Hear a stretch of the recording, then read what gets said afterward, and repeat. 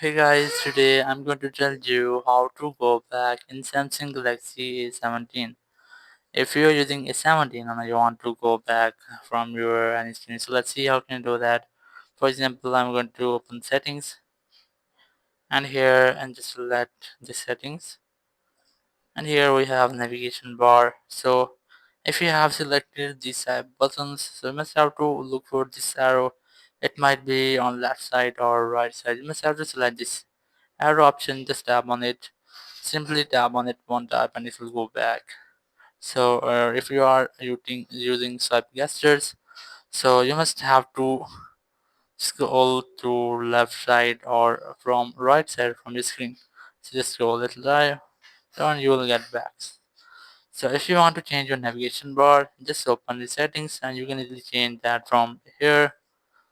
So that's how you can easily go back in any Samsung phone. Thank you very much for watching the video. Until next video, bye bye.